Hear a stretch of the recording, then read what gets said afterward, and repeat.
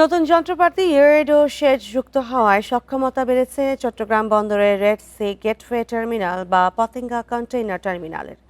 আগামী বছরের মাঝামাঝি নাগাদ সব যন্ত্রপাতি যুক্ত হলে গতি বাড়বে বলে মনে করছে টার্মিনাল পরিচালনাকারীরা, সৌদি প্রতিষ্ঠান RSGT। এতে সেবার আওতা বাড়ানো যাবে বলে মনে করছে চট্টগ্রাম বন্দর। 2024 সালের জুনে সরকারি বেসরকারি অংশীদারিত্বের আওতায় সৌদি আরবের বন্দর পরিচালনাকারী প্রতিষ্ঠান RSGT-কে পতেঙ্গা কন্টেইনার টার্মিনাল পরিচালনার দায়িত্ব দেওয়া হয়।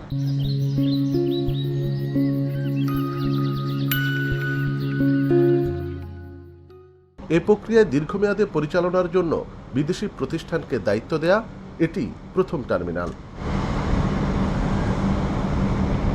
তবে মে মাসে স্ক্যানার মেশিন, সেপ্টেম্বরে সাউথ কন্টেইনার ইয়ার্ড যুক্ত হওয়ার পাশাপাশি নতুন ও আধুনিক যন্ত্রপাতি সংযোজন হয়েছে টার্মিনালটিতে।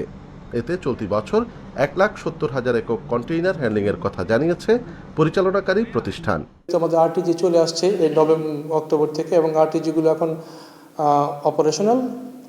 তারপরে আমাদের এই SCY যেটা অপারেশনাল অলসো সেপ্টেম্বর থেকে। তারপর আমাদের নতুন CFS শেড যেটা 250 TU ক্যাপাসিটি এডিশনাল, সেটাও অপারেশনাল। টার্মিনালটিতে এখন সনাতন পদ্ধতিতে কন্টেইনার উঠানামা হচ্ছে। আগামী মার্চে অত্যাধুনিক গ্যান্ট্রি ক্রেন যুক্ত হবে। বন্দর কর্তৃপক্ষ ও ব্যবহারকারীরা বলছেন, নতুন এই টার্মিনাল বন্দরের সক্ষমতা বাড়াবে। ডেলিভারি পর্যায়েও এটা অনেক বেটার হয়েছে SCY-তে আসার পরে।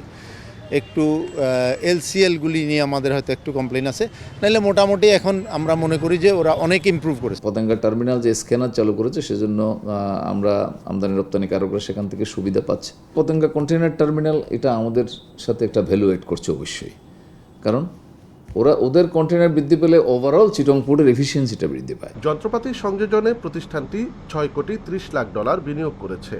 সব যন্ত্রপাতি যুক্ত হলে টার্মিনালটিতে বছরে 6 লাখ একক কন্টেইনার হ্যান্ডলিংয়ের সক্ষমতা তৈরি হবে। অনুপম শীল, ইন্ডিপেন্ডেন্ট নিউজ, চট্টগ্রাম।